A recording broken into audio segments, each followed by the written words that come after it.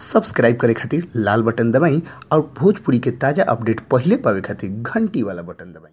छपरा जिला भोजपुरी पर वालों के बहुत बहुत स्वागत बा। जी हाँ, एगो बहुत चौंकावे वाला खबर वालों सुन के 2 मिनट खातिर जरूर दंग रह जाए। जहाँ वालों के खबर बता दी कि पवन सिंह के साली बन गई बड़ी अक्षरा सिंह। अब लोग सोचत हो गए कि दिन रात रहे वाला साथ है, अभी साली कैसे बन गई। जी हाँ, थोड़ा देर खातिर दिमाग में ठड़कावे वाला क्वेश्चन जरूर बा, लेकिन एक हम स्पष्टीकरण कर देवे चाहते नहीं। लोग के बता दी कि उनकर सुपर डुपर हिट फिल्म पवन राजा आ रहा बा। शायद लोग के मालूम हो चाहिए पवन सिंह के वास्तविक जीवन पर आधारित में अरुआ सामने दो हीरोइन नजर आई लोग। जोना हीरोइन में अक्षरा सिंह और मोनालिसा बड़ी। जोना में लोग बता दी कि मोनालिसा के साथे शादी करत नजर आ रहा बने पवन सिंह। जोना के फोटो हमनी के पिछला दिने अपना चैनल के माध्यम से लोग के बीच हमनी के देखौले रहनी। सर लोग देखले रहनी, कमेंट कर रहनी, लाइक कर रहनी।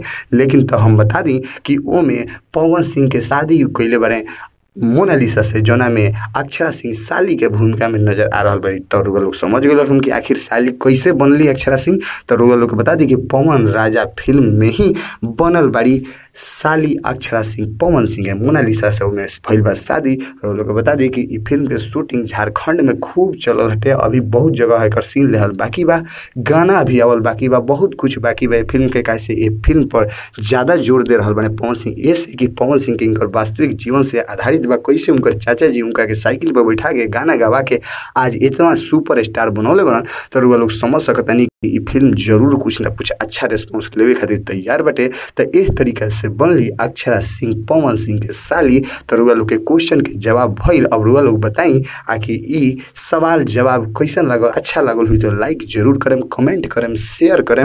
और अभी तक छपरा जिला भोजपुरी के सब्सक्राइब नहीं किए तो लाल बटन दबा के सब्सक्राइब करिए और घंटी वाला बटन दबा के सबसे तेज अपडेट पाएंगे।